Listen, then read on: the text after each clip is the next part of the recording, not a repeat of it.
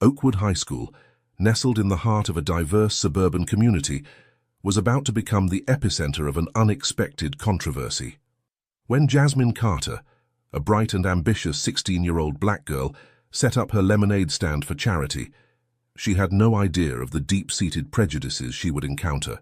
As tensions mounted and conflicts escalated, Police Chief Ryan Callahan, frustrated with the town's changing demographics, saw Jasmine's stand as an opportunity to assert his authority. But when Jasmine's father Marcus arrived on the scene, the situation took an unexpected turn. Marcus wasn't just any parent, and his presence was about to change everything. Who was this mysterious father, and why was his presence so crucial to the unfolding events? How would the collision of a well-meaning teenager, a prejudiced police chief, and a father with a hidden past ignite a firestorm of change in Oakwood? Let's find out. But before we dive into this gripping story, comment below where you're watching from today. And if you enjoy this video, don't forget to subscribe. The final bell rang at Oakwood High School, signaling the end of another bustling day of learning. Students poured out of the building, their chatter and laughter filling the air with the excitement of freedom. Among them was Jasmine Carter, a 16-year-old girl whose determined stride set her apart from her peers. Jasmine's deep brown eyes sparkled with purpose as she adjusted her backpack, heavy with textbooks on anatomy and biology. Unlike many of her classmates who were eagerly discussing their plans for the afternoon, trips to the mall, basketball practice, or the latest viral videos, Jasmine's mind was occupied with weightier matters. As she walked down the school steps, Jasmine couldn't help but overhear snippets of conversation around her.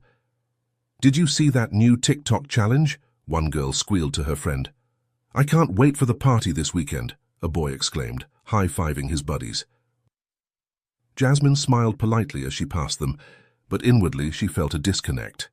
While she enjoyed typical teenage activities, her aspirations reached far beyond the walls of Oakwood and the confines of adolescent concerns. Jasmine's dream of becoming a doctor wasn't just a vague notion of future success. It was a calling, a purpose that drove her every action. As she walked home, her mind drifted to the faces of those she hoped to help one day. Children in developing countries struggling with preventable diseases, elderly patients needing compassionate care, and families torn apart by health crises they couldn't afford to treat. The sound of laughter from a nearby playground brought Jasmine back to the present. She paused, watching a group of children playing on the swings and slides.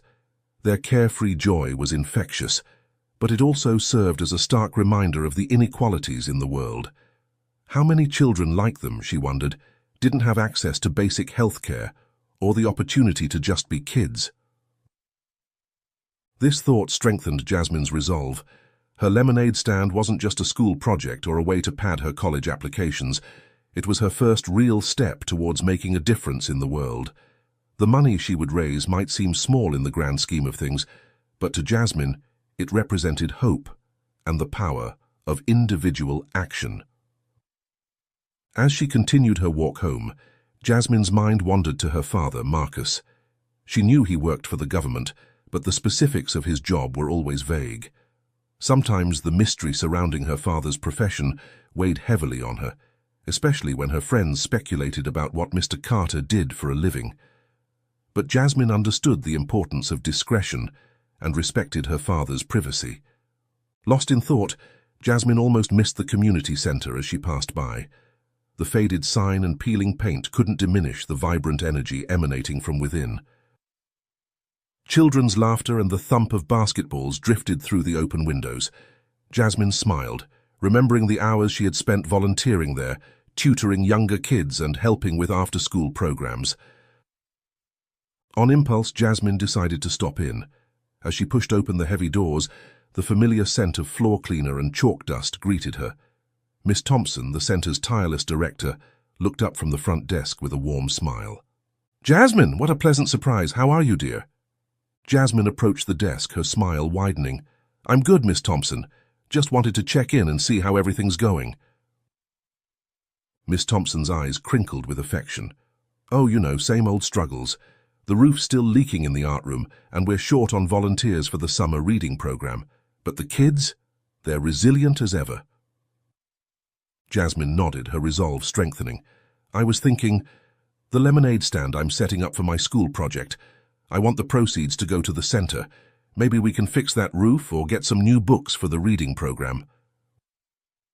Miss Thompson's eyes welled up with tears. Oh, Jasmine, you're truly one of a kind. Any amount would be a blessing. As Jasmine left the community center, her steps felt lighter. The lemonade stand was no longer just a school project. It was a lifeline for the center and the children it served. She quickened her pace, eager to get home and start planning. But first, there was one more stop she needed to make. Jasmine turned down Maple Street, the familiar sight of Lena's house coming into view. The peeling yellow paint and overgrown lawn spoke volumes about the struggles Lena's family faced. Jasmine's heart ached for her friend, remembering the countless times Lena had confided in her about the difficulties at home. She knocked on the door, hearing muffled voices and the sound of a television from within. After a moment, Lena appeared, her tired eyes brightening at the sight of Jasmine. Hey, Jay, didn't expect to see you today. Jasmine smiled warmly. Just wanted to check in. How are you holding up? Lena shrugged, stepping out onto the porch and closing the door behind her. Same old, Dad's still out of work and Mom's picking up extra shifts at the diner. I'm thinking of dropping out to help more at home. Jasmine's heart sank. She knew how much Lena had struggled in school, but the thought of her friend giving up on education altogether was unbearable. Lena, I know things are tough, but you can't give up, Jasmine said softly, placing a hand on her friend's shoulder. You're smart and capable. You just need to believe in yourself. Lena scoffed, but there was no real bite to it. Easy for you to say, Miss Straight-A's. Not all of us are cut out for the whole school thing. Jasmine shook her head firmly. It's not about being cut out for it. It's about perseverance. You just have to start small and believe things can change. As she spoke, an idea began to form in Jasmine's mind. Hey, why don't you help me with my lemonade stand this weekend? It's for charity, and I could use an extra pair of hands. Lena raised an eyebrow. A lemonade stand? Aren't we a little old for that? Jasmine laughed. It's for a school project, but more importantly, it's for the community center. Every little bit helps, you know? Lena hesitated, then shook her head. Sorry, Jay, I'd love to, but I'm busy this weekend. Mom needs help with some extra shifts at the diner. Maybe next time? Jasmine nodded, trying to hide her disappointment. No worries, I understand. Take care, okay? As Jasmine said goodbye to Lena and continued her walk home, she felt a mix of emotions. Her lemonade stand was becoming more than just a school project or a way to raise money for charity. It was a beacon of hope for the community center and for herself. But she couldn't help feeling a twinge of loneliness, knowing she'd be facing this challenge on her own. Little did she know this simple act of selling lemonade would soon become the catalyst for events that would shake their community to its core. The sun hung low in the sky, casting long shadows across the streets of Millbrook as Police Chief Ryan Callahan climbed into his patrol car. His weathered face was set in a perpetual frown, deep lines etched around his mouth and eyes, testament to years of stress and, if he was honest with himself, growing bitterness. Callahan's gaze swept over the neighborhood as he pulled away from the station. The once familiar streets now felt alien to him, changed by an influx of new residents and shifting demographics. He couldn't shake the feeling that he was becoming a relic, a holdover from a time that was rapidly fading into memory. Another day in paradise, he muttered sarcastically, adjusting his rearview mirror. Beside him, Officer Malcolm Green shifted uncomfortably in his seat. At 35, Green was nearly 2 decades Callahan's junior, and the generational gap between them often felt like a chasm. It's not so bad, Chief, Green ventured, his tone cautiously optimistic. Crime rates have been down this quarter. Callahan snorted. Numbers on a page, Green, they don't tell the whole story. As they drove, Callahan's mind wandered to the conversation he'd had with the mayor earlier that week. The political pressure to address community concerns and show a more hands-on approach still rankled. In Callahan's view, it was just another way of saying the old methods, his methods, were no longer good enough. "You know why we're out here today, Green?" Callahan asked, his voice gruff. Green hesitated before answering. "The mayor's new community engagement initiative?" "That's right," Callahan confirmed, his tone dripping with disdain. "Apparently, writing tickets and keeping the peace isn't enough anymore. Now we need to be social workers and PR agents too." The car fell into an uncomfortable silence as they continued their patrol. Green's eyes darted between the street and his superior officer, noting the tension in Callahan's jaw and the white-knuckled grip he maintained on the steering wheel. Suddenly, the radio crackled to life. "Unit 17, we've got a report of a car break-in on Maple Street. Elderly woman caller. Can you respond?" Callahan grabbed the radio. 10-4, dispatch, we're on our way." He flipped on the sirens and accelerated, a grim smile on his face. "Now this is more like it, Green, real police work." They arrived at a quaint house on Maple Street, where an elderly white woman stood wringing her hands on the front porch. Callahan approached her with a gentleness that surprised Green. "Ma'am, I'm Chief Callahan. Can you tell me what happened?" The woman, Mrs. Thompson, nodded nervously. I saw someone breaking into my neighbor's car. A young man. He was using something to jimmy the lock." Callahan's face darkened. "I see, and can you describe this individual?" Mrs. Thompson hesitated, her eyes flickering to Officer Green. He was a young black man, wearing a hoodie." Callahan nodded, unsurprised. "Not unusual in this neighborhood. With all these other kinds of people moving in, they always cause trouble." Mrs. Thompson's eyes widened, clearly uncomfortable with the chief's comment. She glanced at Officer Green again, who was maintaining a professional demeanor despite the clear tension in his jaw. "Green," Callahan barked, "go check out the car, see if you can find any evidence." As Green moved towards the car, Callahan turned back to Mrs. Thompson. "Don't you worry, ma'am, we'll take care of this. It's a shame what's happening to this neighborhood, isn't it?" Mrs. Thompson nodded weakly, too intimidated to voice her discomfort with the chief's attitude. After gathering what little evidence they could find, Callahan and Green returned to their patrol car. The chief was still muttering about the changing demographics of the neighborhood, while Green remained silent, his discomfort palpable. As they continued their patrol, Green's phone buzzed in his pocket. He glanced at Callahan, who was focused on the road ahead, before discreetly checking the message. It was from his wife, Sarah. "Everything okay at work? You seemed stressed this morning. Love you." Green's thumb hovered over the phone screen, a wave of emotions washing over him. He thought about the promise of a fresh start that had brought them to Millbrook, the hopes they'd had for building a life here. But the stress of the job, the constant tightrope walk between his conscience and his duty, was taking its toll. "It's fine," he typed back, the lie leaving a bitter taste in his mouth. "Just a busy day. Love you too." As he slipped the phone back into his pocket, Green caught sight of his reflection in the side mirror. The face that looked back at him seemed older, more careworn than he remembered. He wondered, not for the first time, how long he could continue like this, torn between the officer he wanted to be and the realities of a system that often seemed resistant to change. Callahan's voice cut through his reverie. "Eyes on the street, Green. We're not out here for sightseeing." Green straightened in his seat, his gaze refocusing on the neighborhood around them. But as they drove on, a gnawing feeling in the pit of his stomach told him that something had to give. He just hoped he'd have the courage to make the right choice when the moment came. Little did either of them know, that moment was rapidly approaching, in the form of a young girl's lemonade stand and a confrontation that would change all their lives forever.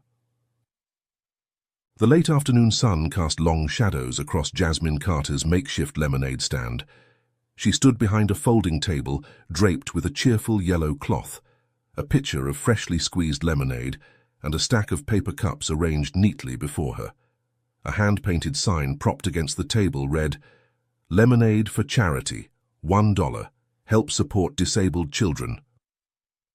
Jasmine's eyes sparkled with determination as she called out to passers-by, her voice clear and confident. "Fresh lemonade. Help support a great cause." A few neighbors had already stopped by, praising her initiative and dropping extra dollars into her collection jar.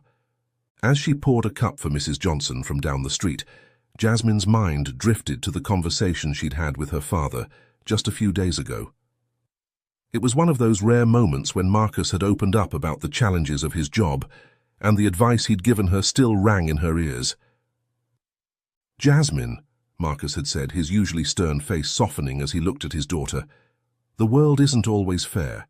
There will be times when people judge you before they even know you, based on nothing but the color of your skin." Jasmine had nodded, a lump forming in her throat. It wasn't the first time they'd had this conversation, but somehow it felt more real, more urgent this time.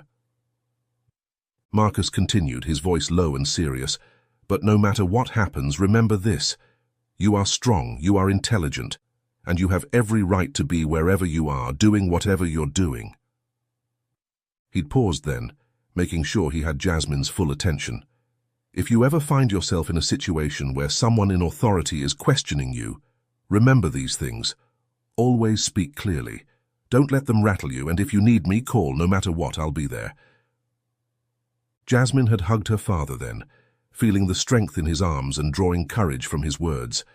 She knew her father's job often put him in dangerous situations, and his advice carried the weight of years of experience. Now, as she stood behind her lemonade stand, Jasmine felt a renewed sense of purpose.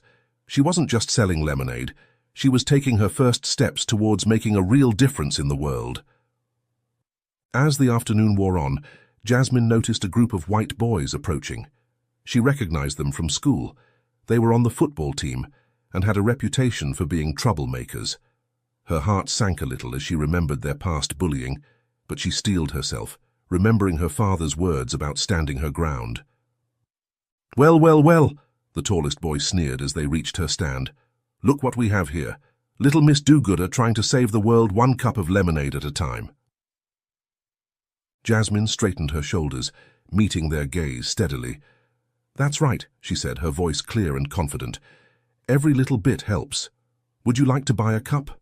It's for a good cause." The boys exchanged glances, clearly taken aback by her composure. "We're raising money too, you know," another boy said, holding up a clipboard, "for new uniforms for the team. But at least that's something useful, not like helping a bunch of cripples." Jasmine felt a flash of anger at his words, but she kept her cool. "I think helping people who can't afford healthcare is pretty useful," she replied evenly. "But I'm sure your uniforms are important too. Good luck with your fundraising." The boys shuffled uncomfortably, clearly not expecting this response. After a moment of awkward silence, they moved on, muttering among themselves. Jasmine watched them go, feeling a mix of pride and relief. She had stood her ground just as her father had taught her, and it had worked. With no one else around, she paused to savor the satisfaction of making a difference. This felt like the beginning of her journey toward becoming a doctor, where her deepest goal would be to help others in meaningful ways.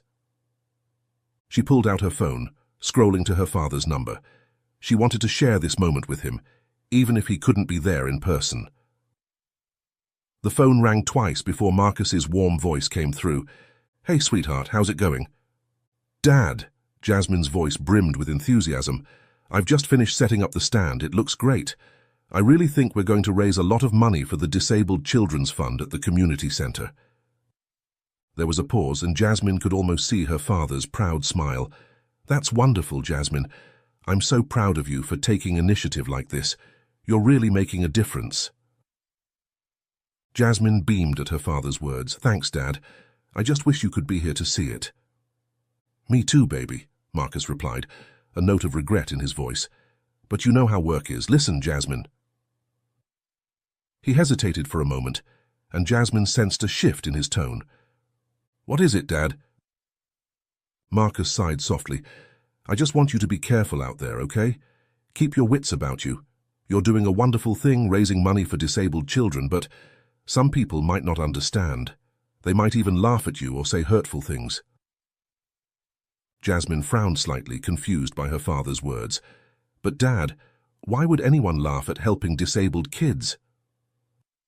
I know it doesn't make sense, sweetheart, Marcus said gently, but sometimes people fear or misunderstand what's different. They might not see the importance of what you're doing. If anyone tries to give you a hard time or says anything offensive, remember to stay strong. Don't let them get to you. You have every right to be there, doing what you're doing. Jasmine's expression softened, touched by her father's concern and encouragement. Actually, Dad, I already had to deal with something like that. Oh? Marcus's voice sharpened with interest and concern. What happened? Jasmine recounted the incident with the group of boys from the football team. They came by earlier, trying to mock what I was doing. One of them said raising money for a bunch of cripples wasn't as useful as their fundraiser for new uniforms. And how did you handle it? Marcus asked, a mix of concern and pride in his voice. I stood my ground, Jasmine said, her voice strong and clear. I told them that helping people who can't afford health care, especially disabled children, is important too. I even wished them luck with their fundraiser. They didn't know what to say after that. There was a moment of silence on the other end of the line, and then Marcus spoke, his voice thick with emotion. Jasmine, I can't tell you how proud I am of you right now. You handled that situation perfectly. You stood up for yourself and for those who can't always stand up for themselves. That's exactly what I've always hoped you'd do. Jasmine felt a warm glow of pride at her father's words. Thanks, Dad, I just did what you've always taught me. And you did it beautifully, Marcus affirmed. But remember, not everyone will back down so easily. If anything feels off or makes you uncomfortable, don't hesitate to pack up and come home. Promise me you'll be careful. I promise, Dad, Jasmine replied, trying to keep the concern out of her voice. Don't worry, everything will be fine. That's my girl, Marcus said, his tone lightening. Go make a difference, I love you. Love you too, Dad, Jasmine said before ending the call.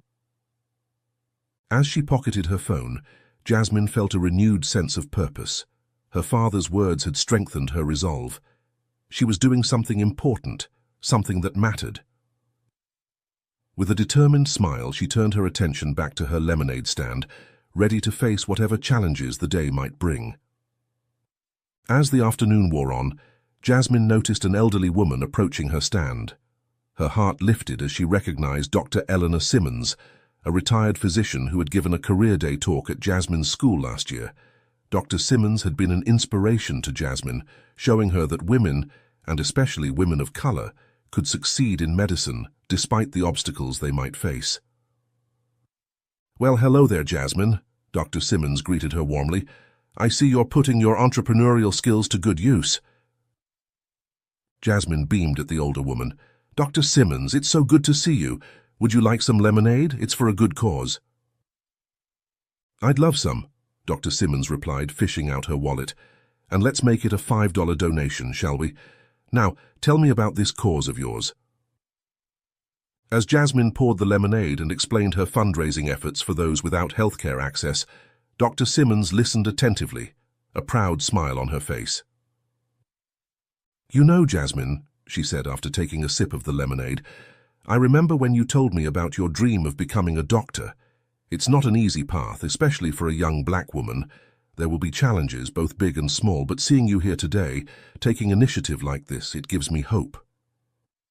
Jasmine felt a lump forming in her throat. Thank you, Dr. Simmons. That means a lot coming from you. Dr. Simmons reached out and patted Jasmine's hand. You're going to face obstacles, my dear. Some people will try to tell you that you don't belong, that you're not good enough. But don't you ever believe them. You have a brilliant mind and a compassionate heart. That's what makes a great doctor. As they continued to chat, Jasmine felt a renewed sense of determination. Dr. Simmons' words of encouragement, coming on the heels of her encounter with the football players and her conversation with her father, reinforced her belief in herself and her goals. However, their conversation was abruptly interrupted by the screech of tires. Jasmine looked up to see a police cruiser pulling to a stop at the curb. Her heart skipped a beat, but she took a deep breath, remembering her father's words. Speak clearly, don't let them rattle you. Chief Callahan stepped out of the car, his face set in a scowl as he surveyed the scene. Officer Green followed, a look of uncertainty clouding his features. "What's going on here?" Callahan barked, striding towards the lemonade stand. Jasmine straightened her shoulders, meeting the chief's gaze. "Good afternoon, officer," she said, her voice steady despite the nervous flutter in her stomach. "I'm selling lemonade to raise money for charity. Would you like a cup?" Callahan's eyes narrowed. "You got a permit for this operation?" Jasmine's brow furrowed in confusion. "A permit? I didn't know I needed one. It's just a lemonade stand for charity." "Just a lemonade stand?" Callahan's voice dripped with sarcasm. "And I suppose the health department knows you're serving drinks to the public, or the business licensing office?" Officer Green shifted uncomfortably beside his superior. "Chief, maybe we should—" "Not now, Green," Callahan snapped, his attention fixed on Jasmine. "Young lady, I'm going to need you to shut this down immediately." Jasmine felt a surge of panic, but she fought to keep her voice calm. "Sir, I'm sorry if I've done something wrong. I can pack up if I need to, but could you please explain—" "Explain?" Callahan's voice rose, drawing the attention of nearby pedestrians. "I'll explain it to you down at the station. You're operating an illegal business and potentially endangering public health.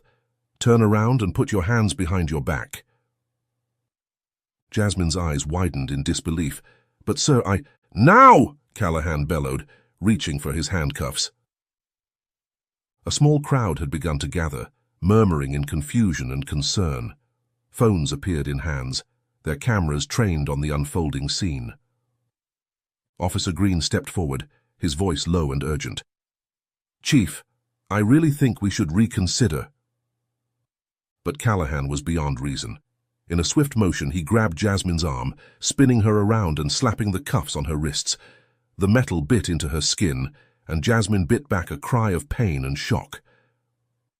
As Callahan began reciting Miranda rights, Jasmine's mind raced. Her father's words echoed in her head. "If you need me, call."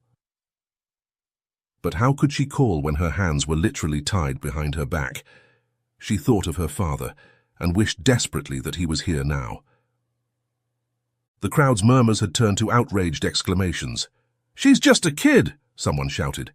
"This is ridiculous!" called another. Jasmine felt tears pricking at her eyes, but she blinked them back furiously. She wouldn't cry. She wouldn't give them the satisfaction. As Callahan began to steer her towards the patrol car, Jasmine caught sight of Mrs. Johnson, her earlier customer, pushing through the crowd. "Jasmine, honey, do you want me to call your father?" Jasmine nodded, her voice barely above a whisper. "Yes, please, tell him I need him." The back seat of the patrol car was cold and uncomfortable, the plastic seat unyielding beneath Jasmine.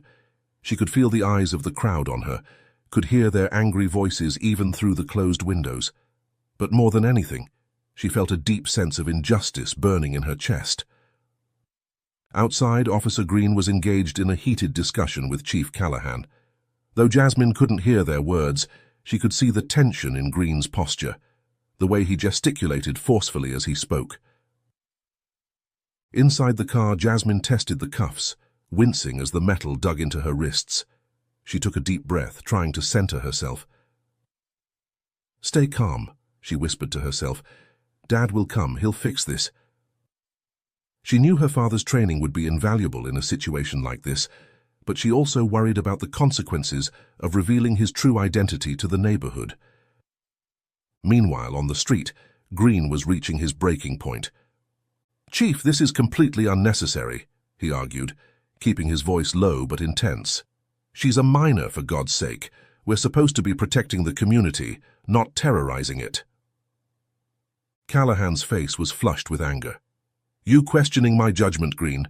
This is exactly the kind of disrespect for law and order that's ruining this town. Sometimes you need to make an example." Green felt something snap inside him. Years of compromising his values, of staying silent in the face of injustice, came crashing down around him. In that moment, he knew he couldn't be complicit any longer. "No, sir," he said, his voice steady and determined. "I won't be a part of this." Before Callahan could respond, Green strode to the patrol car and opened the back door. Jasmine looked up at him, her eyes wide with a mixture of fear and hope. "I'm going to uncuff you," Green said softly. "It's not necessary to have you restrained like this. You're just a kid and you haven't done anything wrong." As Green worked on the handcuffs, Callahan stormed over. "Green, what the hell do you think you're doing?" But Green ignored him, focusing on Jasmine as the cuffs fell away. "Are you all right?" he asked gently. Jasmine nodded, rubbing her wrists. Can I call my dad now?" Green hesitated for a moment, then nodded. He reached into his pocket and pulled out his personal cell phone. "Here," he said, offering it to Jasmine. "Make it quick." Jasmine's fingers trembled as she dialed her father's number. It rang once, twice, 3 times before Marcus's voice came through, tense and worried. "Hello, who is this?" "Dad," Jasmine said, her voice cracking. "It's me. I need you. I'm in trouble." Marcus's tone immediately shifted from confusion to alert concern. "Jasmine, what's wrong? Where are you?" As Jasmine quickly explained the situation, Marcus felt a cold fury building inside him. He had spent years protecting his daughter from the harsh realities of racial profiling and police overreach, but now it had come to their doorstep in the most unexpected way. "I'm on my way," Marcus said, his voice tight with controlled anger. "Stay calm, baby. I'll be there soon." As Jasmine ended the call, she looked up to see Officer Green standing protectively between her and Chief Callahan, who was red-faced and shouting, "You're done, Green, you hear me? Your career is over." But Green stood his ground, his face set in grim determination. "No, sir," he said quietly. "I think it's your career that's in jeopardy now." As the confrontation between the two officers escalated, Jasmine sat in the back of the patrol car, her father's words echoing in her mind. "Stay calm. I'll be there soon." She knew that when her father arrived, everything would change. The neighborhood would finally learn the truth about Marcus Carter, and she couldn't help but wonder how they would react. She closed her eyes, took a deep breath, and waited for the storm that was about to break. Marcus Carter's hands gripped the steering wheel so tightly, his knuckles turned white. The normally calm and collected government agent was barely containing his rage as he sped through the streets of Millbrook, his mind racing with worst-case scenarios. Years of training and experience had taught Marcus to stay cool under pressure, to approach every situation with a level head. But this was different. This was his daughter. As he drove, memories flashed through his mind. Jasmine's first steps, her first day of school, the proud smile on her face when she announced her dream of becoming a doctor. Each memory fueled his determination to protect her, to shield her from the injustices he had fought against his entire career. Marcus had always known this day might come. As a black man in law enforcement, he had seen firsthand the systemic issues plaguing the justice system. He had hoped, perhaps naively, that his position and influence might somehow protect Jasmine from experiencing the harsh realities of racial profiling. Now, that illusion had been shattered. As he turned onto Jasmine's street, Marcus took a deep breath, forcing himself to calm down. He knew he needed to approach this situation carefully. One wrong move could escalate things further and put Jasmine in even more danger. And now he faced the additional challenge of potentially revealing his true identity to the entire neighborhood. The scene that greeted him as he pulled up was chaotic. A crowd had gathered around a police cruiser, their voices raised in anger and protest. In the center of it all, Marcus could see 2 officers engaged in a heated argument. Marcus parked his car and stepped out, his training kicking in as he assessed the situation. He could see Jasmine in the back of the patrol car, her face a mixture of fear and relief as she caught sight of him. As he approached, the crowd parted, sensing the purpose in his stride. Marcus could hear snippets of conversation around him. "That's Jasmine's father. Thank God he's here. Someone needs to put a stop to this madness. I wonder what he does for a living. He always seems so mysterious." Marcus ignored them all, his focus entirely on his daughter and the 2 officers. As he drew closer, he could hear their argument more clearly. "You're out of line, Green," the older officer was shouting. "This is insubordination." The younger officer, Green, stood his ground. "No, sir, this is doing what's right. We have no grounds to arrest this girl." Marcus stepped between them, his voice calm but carrying an undercurrent of steel. "Gentlemen," he said, "I believe there's been a misunderstanding here." Chief Callahan turned to Marcus, his face flushed with anger. "And who the hell are you?" Marcus met his gaze steadily. "I'm Jasmine Carter's father, and I'd like to know why my daughter is being treated like a criminal for running a lemonade stand." Callahan's eyes narrowed. "This is police business, sir. I'm going to have to ask you to step back." But Marcus didn't move. Instead, he turned to Officer Green. "Officer, could you please let my daughter out of the car?" Green hesitated, looking between Marcus and Callahan. After a moment, he nodded and moved to open the car door. "Don't you dare, Green," Callahan bellowed. "That girl is under arrest." Marcus felt his control slipping, the anger he had been suppressing threatening to boil over, but he forced himself to remain calm. He knew that losing his temper now would only make things worse for Jasmine. "Under arrest for what, exactly?" Marcus asked, his voice dangerously quiet. Callahan sputtered, his face growing redder by the second. "Operating without a permit, health code violations, disturbing the peace." Marcus raised an eyebrow. "A lemonade stand requires a permit now. And since when does selling lemonade for charity constitute disturbing the peace?" The crowd murmured in agreement, their anger palpable. Marcus could feel the situation balancing on a knife's edge. One wrong move from either side could tip it into chaos. Just then, Jasmine emerged from the patrol car, Officer Green standing protectively beside her. She rushed to Marcus, throwing her arms around him. "Dad," she whispered, her voice shaking, "I'm sorry, I didn't mean to cause trouble." Marcus hugged her tightly, his resolve strengthening. "You didn't do anything wrong, baby," he said softly. Then louder for everyone to hear, "You didn't do anything wrong." He turned back to Callahan, who was watching the scene with a mixture of anger and confusion. Marcus knew it was time to end this, one way or another. "Chief Callahan," he said, his voice carrying across the suddenly quiet street, "I think it's time we had a serious discussion about what's happening here." The air crackled with tension as Marcus faced off against Chief Callahan. The crowd, which had been buzzing with angry murmurs, fell into an expectant hush. All eyes were on the two men, the contrast between them stark and telling. Callahan, red-faced and bristling with indignation, seemed to puff himself up, trying to reassert his authority.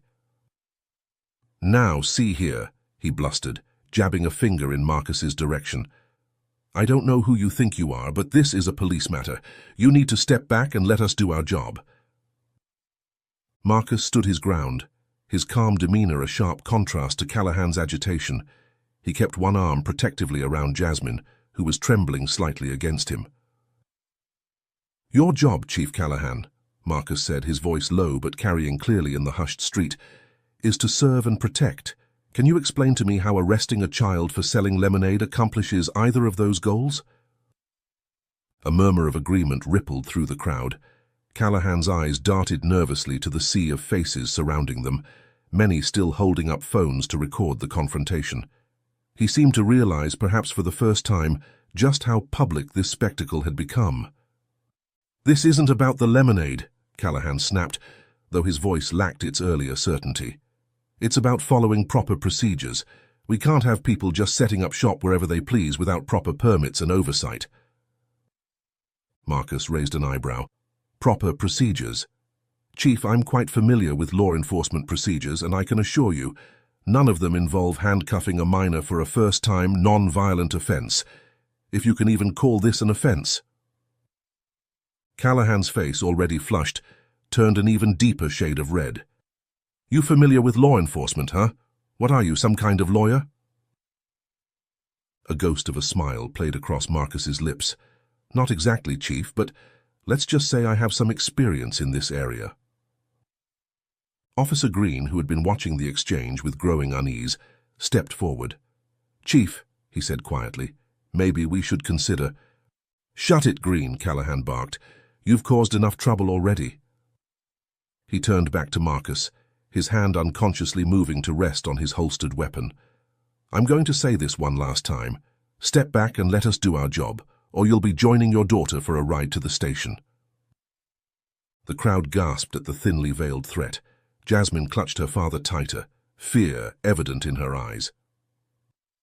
But Marcus remained unruffled.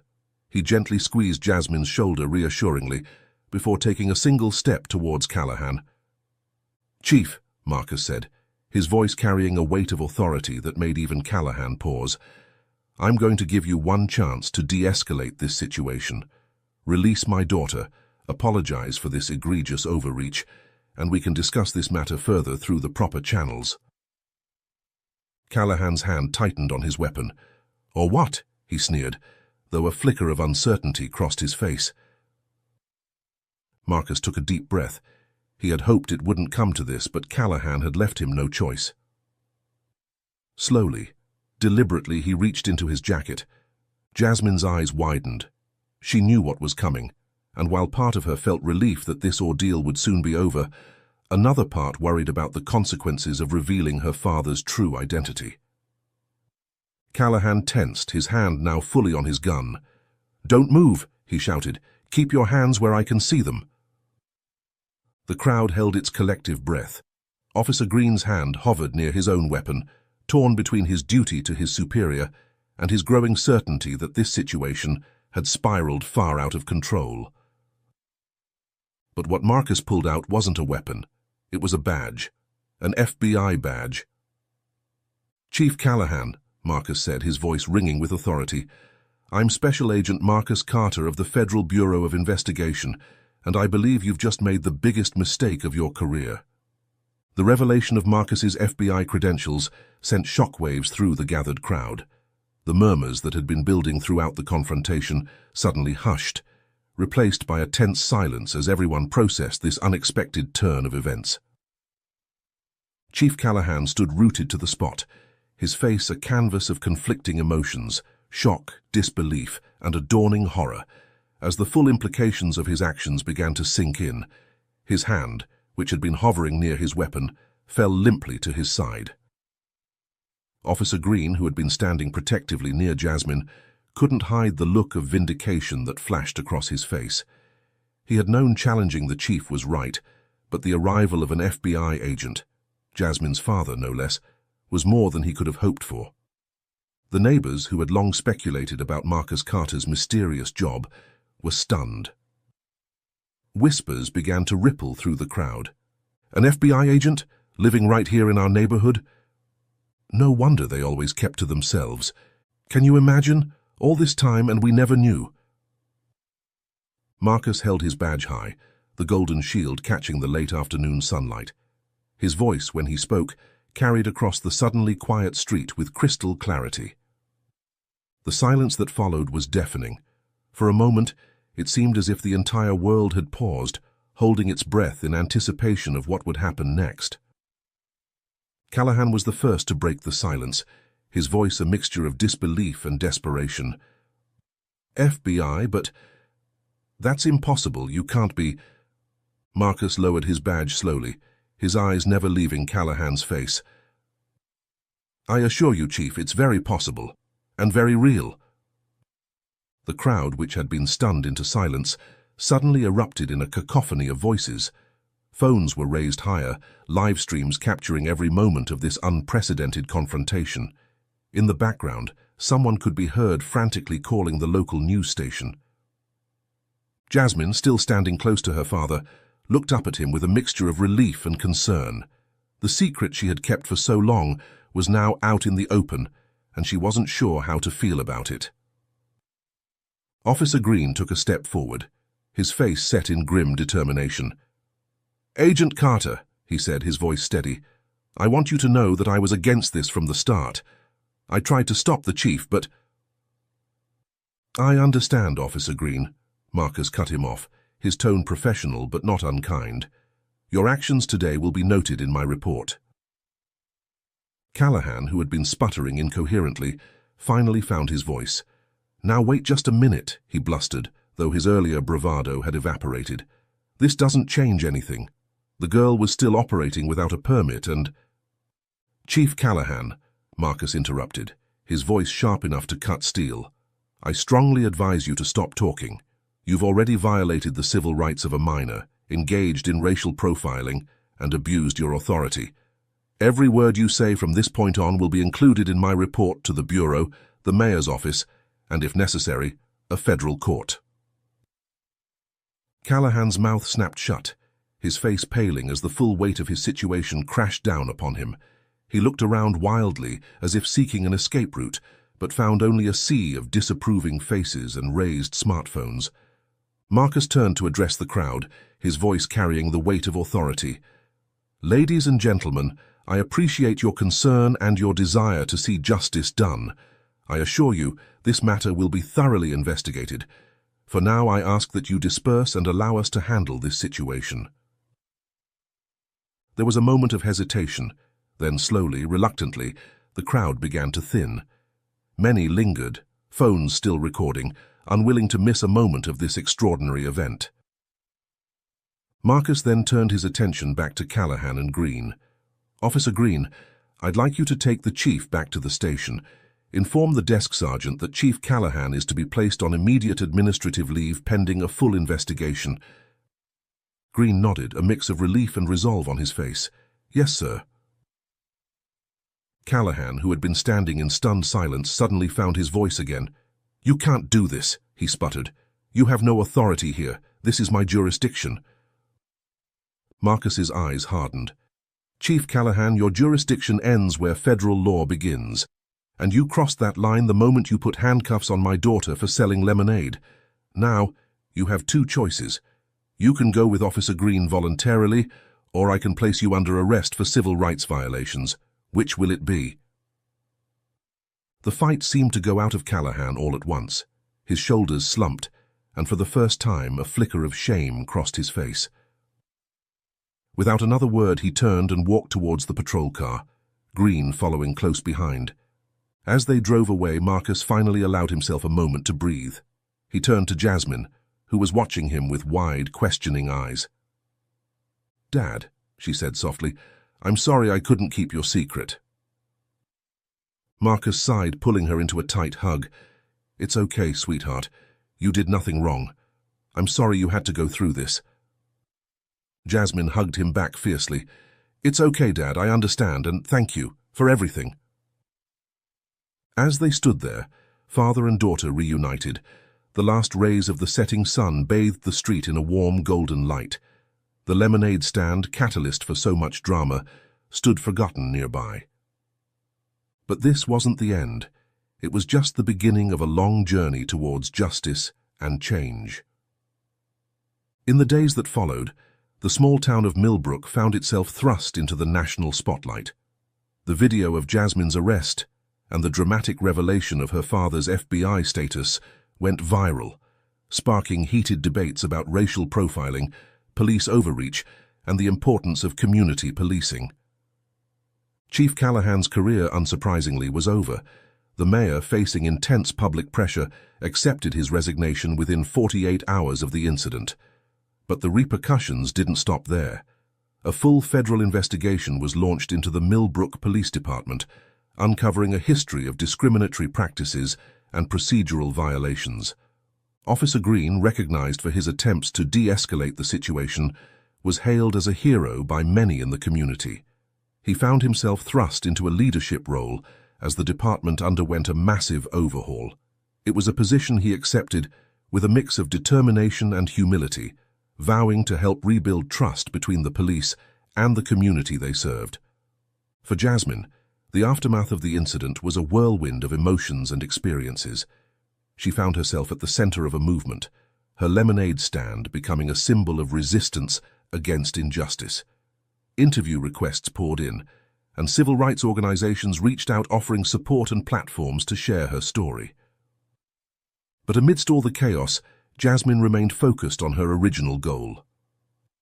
With the help of her father and the overwhelming support of the community, she organized a town-wide lemonade stand fundraiser.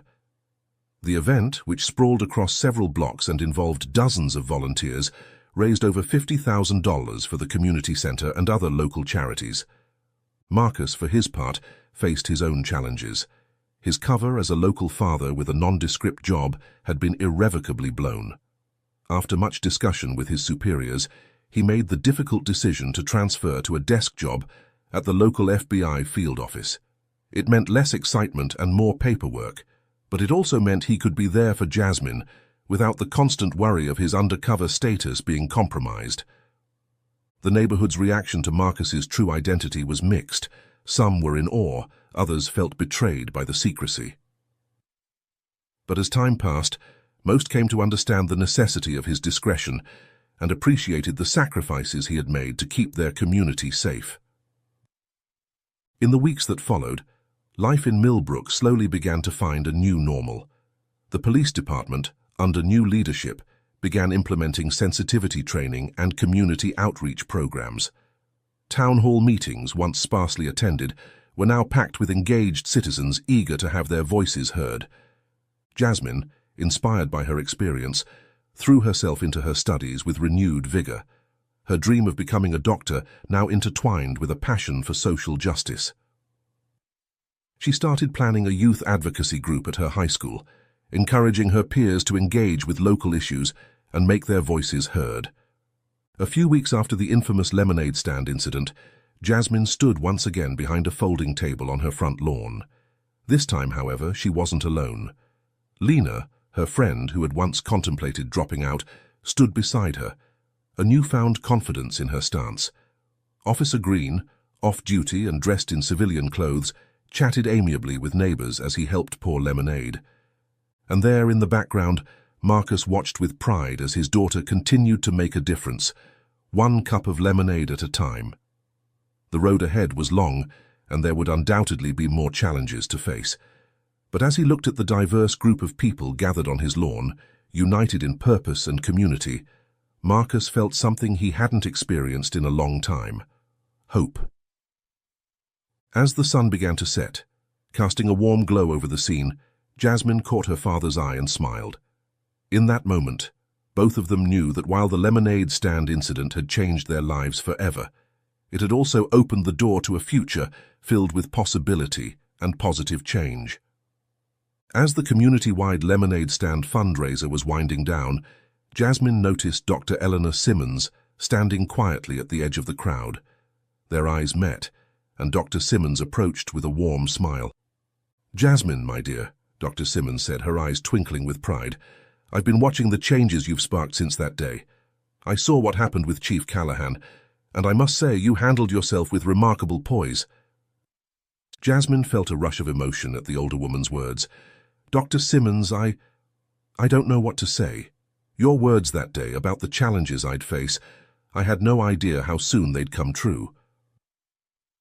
Dr. Simmons gently placed a hand on Jasmine's shoulder. "Remember when I told you it wouldn't be easy? I had no idea how soon you'd be tested, but look at what you've accomplished already." She gestured to the diverse group of people gathered around, united in purpose. "This is just the beginning, Jasmine. The road ahead will be challenging, but every life you touch, every person you help, feels seen and cared for. That will make it all worthwhile." Jasmine nodded, feeling a renewed sense of purpose wash over her. "Thank you, Dr. Simmons, for everything. I won't let you down." "I know you won't," Dr. Simmons replied with a warm smile. "Now how about one last cup of lemonade for an old doctor?" As Jasmine poured the lemonade, she looked around at the scene before her. Her father chatting with neighbors, Lena laughing with some classmates, Officer Green discussing community programs with a group of interested citizens. She realized that her simple lemonade stand had become so much more than a fundraiser. It had become a catalyst for change, a symbol of hope, and a testament to the power of standing up for what's right. A simple lemonade stand that turned into a catalyst for change, reminding us all that even the smallest actions can have far-reaching consequences. Jasmine's story shows us the power of standing up for what's right, even in the face of adversity.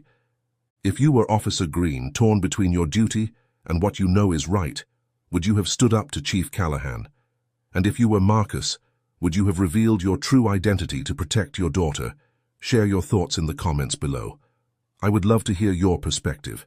If you liked this story about Jasmine and her lemonade stand as much as I did, I've handpicked another one that will warm your heart just as much. Please don't miss it. Click here to watch it now.